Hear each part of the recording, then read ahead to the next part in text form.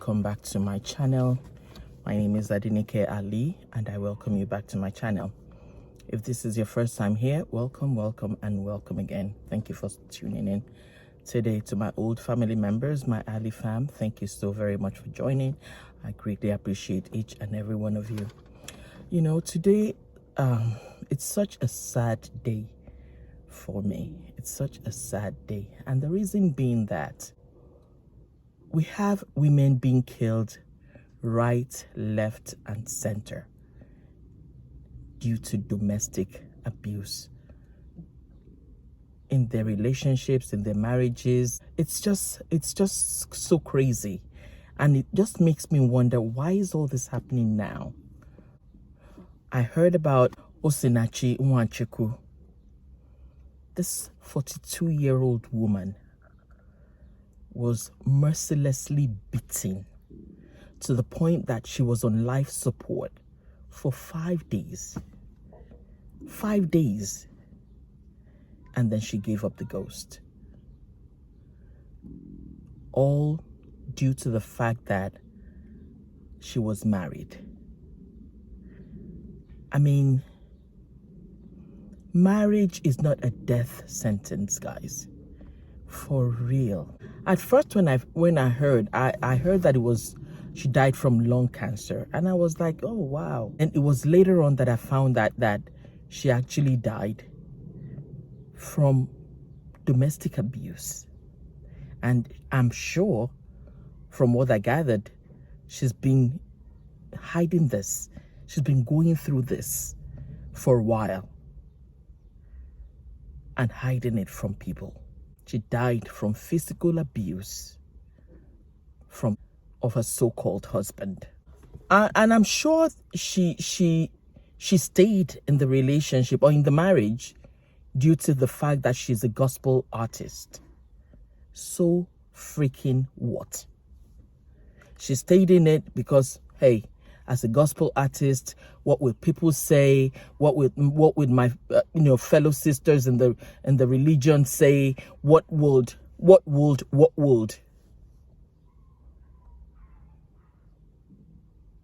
And now, it's so unfortunate because yes, you took the vows, but the vows, God doesn't say you shall remain in an abusive.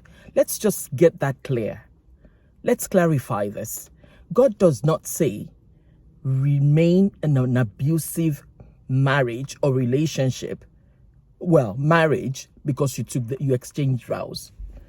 Because you exchange vows doesn't mean a death sentence.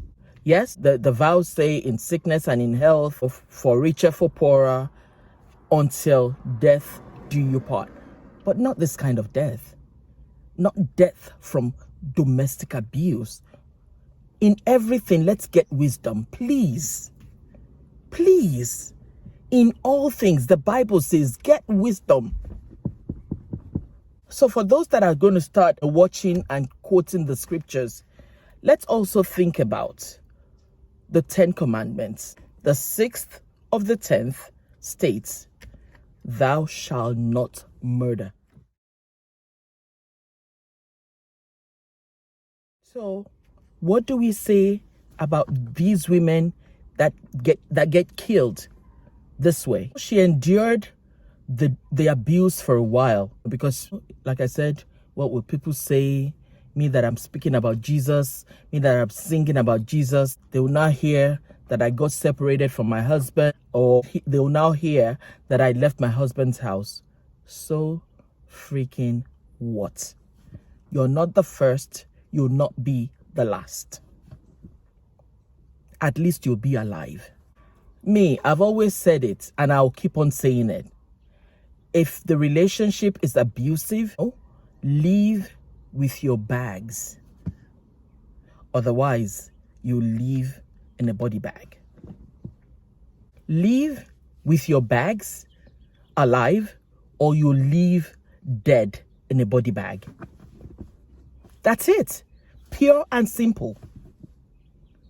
There's no man that's worth, risking or losing your life over. None. Oh yeah, I want to stay. He'll change. I got him upset. I got him mad. That's why he's reacting this way. No. Leave. Oh yeah, I want to stay for the sake of the children. Leave. At least you'll be alive to mother your children. No one can mother your children like you. No one. They'll promise heaven and earth, but there is nobody that can replace you as a mother. Very rare. Very, very rare. I'm a mother and I know exactly what I'm talking about. No one can mother your children like you. None. 4 children now left without a mother. Yeah, the father is being jailed, so they're pretty much, well, once he gets sentenced, we don't know how many years, but they're almost like an orphan. No mother, father is in jail. 4 children, 3 boys and a girl, left without a mother, 42 years old. She has a twin sister that's also left without a sibling. Not talking about the rest of the siblings and the mother. Left behind to mourn her. Is it worth it? Yes, the Bible says be submissive, but that doesn't mean the woman should be a slave. The both of you, it's a partnership. So the both of you should be submissive to one another. The husband should be submissive as well. Submissive to one another doesn't mean you're a slave. It doesn't. It takes 2 to tango. It takes 2 to tango. After all, the vows exchanged says to love and to cherish. What's the love? Or what are you cherishing when you keep beating her up to the point of death? So to people that are going to criticize, the religious fanatics that are going to criticize me saying this, I say it with my full chest. I say it with my full chest. There's no point in staying in an abusive marriage. There's no point, regardless of what you think. Because I just feel bad for these children that are left. You adults, you can, you have a mind of your own. If you want to remain, fine. But think about these children that are going to be left without a parent. Think about them. Which book or which chapter or which verse of the Bible, and I'm sure for my Muslim, subscribers, which part of the Quran states to remain in an abusive marriage? Which part? Which? So, ladies, women, our youth, our young adults, please go into these relationships with your eyes wide opened. Wide opened. Please, please, and please again, I'm begging. Know your self-worth. Know your value.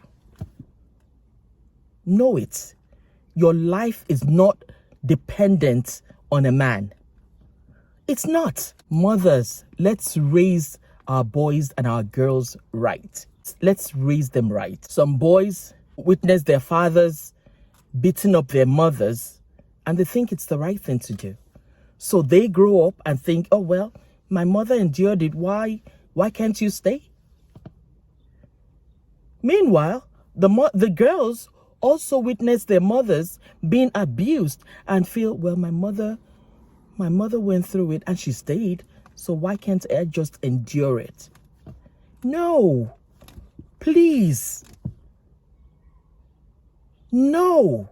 From when you're dating, if he beats you once, trust me, that beating is just going to escalate. When you're thinking, oh, he's going to change, I'm going to change him. Oh, he loves me, that's why he's beating me. Oh, it's just a slap, No, it's not just a slap. Oh. It's going to escalate from beating to punching. And it's just going to get worse. That's it. Please, Prioritize your happiness. After all, it's free. Happiness is free. I beg. If it's not possible to get your happiness in the abusive relationship, I beg, leave. Leave. At least you have your sanity. You'll be alive. You'll be happy. And you have sound mind and live long to take care of yourself above all. And if you have children, to take care of them. Don't stay because of what people will say or what my fellow sisters in the church or in the mosque will say. No. Whatever they like, let them jam their lips and say it. At least you'll be alive. You'll be alive. If a partner abuses you verbally, that's also emotional abuse. Because the abuser uses abusive words to manipulate and control the abused. They also abuse mentally by using threats and insults to control the person's way of thinking. The Bible says, in all things, get wisdom. Be wise. And the worst of it all is the physical abuse. That's when the beating starts. It starts from a slap, and then slap left, right, and then punching, kicking, and sometimes, well, not sometimes, most times leads to death like this. Some will even use your religion against you, spiritual abuse.